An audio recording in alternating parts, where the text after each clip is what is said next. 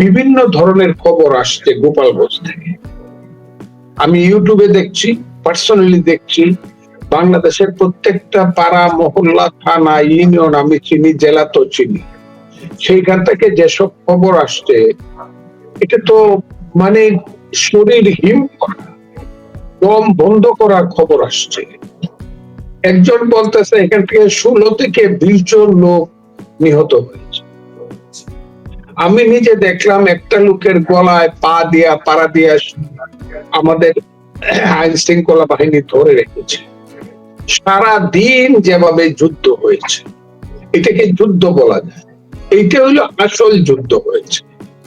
একদল লোক নিজের জীবন বিপন্ন করে তার অধিকার বা তার কথা বা তার মানে কি বলবো, তার আদর্শের জন্য সে যুদ্ধ করতেছে। সেটা ভুল, শুদ্ধটা তার। আমি কিছু বলবো না। আরেক দল লোক পুলিশের পাহারায়, মিলিটারির পাহারায়, র্যাবের পাহারায়, স্বৈরাচার বললেও কম বলা হয়, অত্যাচারী এবং নিষ্ঠুরতার চরম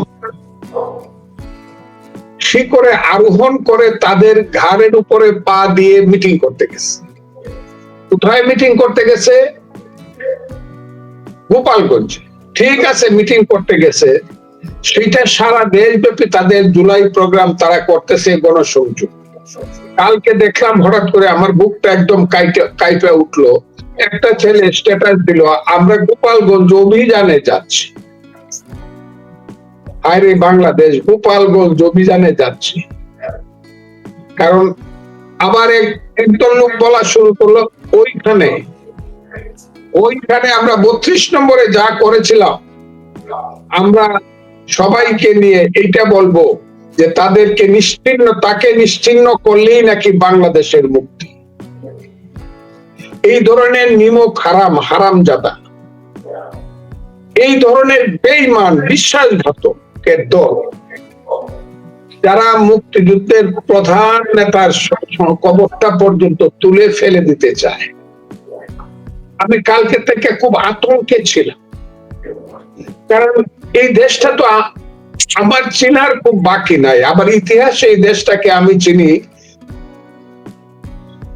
পৃথিবীর শ্রেষ্ঠ বীর মহাবীর আলেকজান্ডার যে বিশ্বজয় করেছিল, উনি এসে গঙ্গার পশ্চিম পারে দাঁড়িয়ে বলেছিলেন, বড় বিচিত্র দেশ সেলুকাস, তার চেয়ে বিচিত্র দেশের মানুষ, আমি সেই দেশে যাব।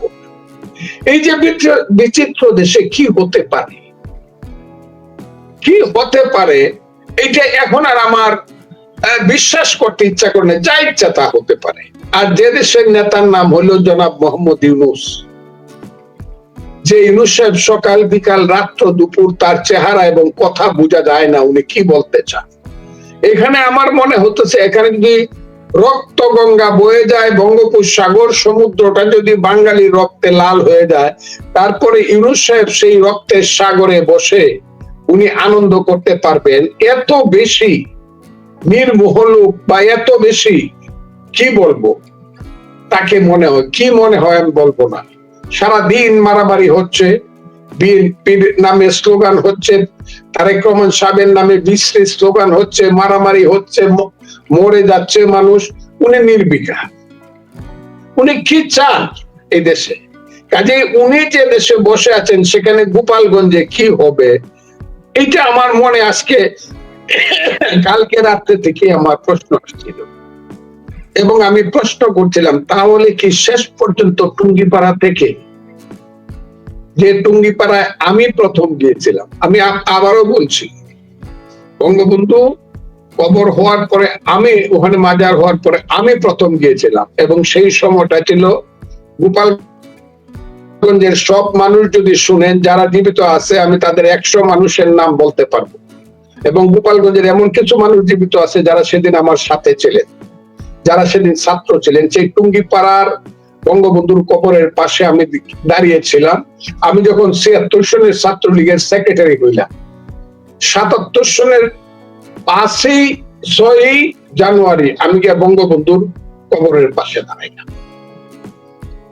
সেই বঙ্গবন্ধুর কবর তখন একটা গোশালার মধ্যে, গোশালার পাশে ড্রেনের পাড়ে গরুর চনা পড়তো, এরকম একটা জায়গাতে দিয়ে রাখছে। এখন সেই কবরটাও থাকবে না, আমার মনে খুব আশঙ্কা হইতেছে। বঙ্গবন্ধু আবার পাশাপাশি শুনতেছি তারা বলতেছে কোন কবরই এইভাবে মাজার হিসাবে রাখা যাবে না, জিয়াউর রহমানের কবর তুলে ফেলতে। খুব অদ্ভুত ব্যাপার। আমি আগে যা বলি আমার দল পরে তা বলে। আজকে দেখলাম মঈন খান সাহেবের মতো একজন সাদা মানুষ, সাদা দিলের মানুষ, মঈন সাহেব বলতেছে বাংলাদেশে বাস করতে হলে মুক্তিযুদ্ধের এবং মুক্তিযুদ্ধের ইতিহাস মেনেই বাস করতে হবে। আমার মনটা ভরে গেছে। মঈন খান সাহেব আপনি বুঝেন। কালকে দেখলাম মন্টু ভাইয়ের শোক সভাতে ইঞ্জিনিয়ার্স ইনস্টিটিউটে আমাদের মহাসচিব বলল মুক্তিযুদ্ধের বাইরে দেশে কোনো রাজনীতি হবে না। তাহলে আমি যে 10 মাস যাবত বলতে বলতে বলতে বলতে ক্লান্ত হয়ে গেছি, সেই কথাগুলো এখন আমাদের নেতাদের মুখে শোনা যাচ্ছে। আলহামদুলিল্লাহ, আমি আলহামদুলিল্লাহ বললাম। তাইলে দেশ এখন এই পথে আসছে। এখন আবার ওই যে আমি যে বলি যে সাপ গড়তে যাওয়ার সময় সোজা হয়ে যায়, যখন দেখছে আমাদের নেতা কর্মীরা স্লোগান দিচ্ছে আল জামাত শিবির রাজাকার, এই মুহূর্তে বাংলা ছাড়, স্লোগান দেওয়ার পরে যে মহান ব্যক্তিরা যারা মুক্তিযুদ্ধে এই দেশের বিরোধিতা করেছিল, সশস্ত্র ভাবে আল বদর সৃষ্টি করে যারা বিরোধিতা করেছিল, যারা পাকিস্তানের মিয়াজির সঙ্গে বসে বৈঠক করেছিল, টিক্কা খানের সঙ্গে প্রথম বৈঠক যে গোলাম আজমের, টিক্কা খানের সঙ্গে প্রথম বাংলাদেশের নেতা হিসাবে গোলাম আজম বৈঠক করেছিল, ছবিগুলো এখন আমার হাতে আছে, দেখতে চাইলে দেখাইতে পারো। সেই তারা মনে করলো বুদ্ধিজীবী হত্যা করেছিলাম, এখন তো এটা আবার বের হয়ে আসবে। আমরা মানুষকে ধর্ষণ, মেয়েদেরকে ধর্ষণ করেছিলাম, আমাদের কর্মীরা পাঞ্জাবিকে পথ দেখিয়ে নিয়ে গিয়েছিল, এটা তো বের হয়ে আসবে। এখন আবার করতেছে সরি মাফ করে দেন, আবার বিএনপির সাথে একটু তালগুল পাকা, এটা একটা ভুল হয়ে গেছে, এটা আবার আসতেছে। আমি তো এদেরকে চিনি, এবং আমি আবার বললাম আমি এদেরকে চিনি। এরা তো বলছিল 71 নাই, 47 আর 24 আছে। এরা বলছিল যারা অস্ত্র হাতে যুদ্ধ করছিল তারা মাপ চাও, লেখা বলছে, লেখা পত্রিকাতে, আর সবাই সমর্থন করছে। তখন আমি বলছিলাম এই রাজাকারের বাচ্চারা, বাম হাতু সাহেব বলছিলাম, এটা ভুল বলো, এই রাজাকার আল বদরের বাচ্চারা, মুক্তিযোদ্ধারা কিন্তু এখনো জীবিত আছে রে, মাইরে ফেল, কিন্তু মুক্তিযুদ্ধের বিরুদ্ধে কোনো কথা বললে আবার আরেকটা মুক্তিযুদ্ধ হবে, এটা আমি বলছি। এবং আমার মতো একজন ক্ষুদ্র মানুষের কথার মধ্য দিয়ে আস্তে আস্তে প্রস্ফুটিত হয়েছে বাংলাদেশের মুক্তিযুদ্ধ এবং মুক্তিযুদ্ধ। আজকের প্রেক্ষাপটে আমি যদি বলতে চাই, সেই লোকটার কবরটা তুলে ফালায় দেওয়ার চিন্তা না করলে এই অবিমৃষ্যকারী ব্যর্থমিদেরা বাংলাদেশটাকে যারা সর্বনাশ করতেছে, এরা এইভাবে ওই গোপালগঞ্জ অভিযানে যাচ্ছে, আপনারা সবাই সেখানে আসে, এইটা না বললে, অথবা যেখানে রক্তার একটা জেলা গোপালগঞ্জে গিয়া তার আত্মাকে, একজন মহান ব্যক্তির আত্মাকে অপমান না করলে তাদের রাজনীতির কি ক্ষতি হতো? তারা জোর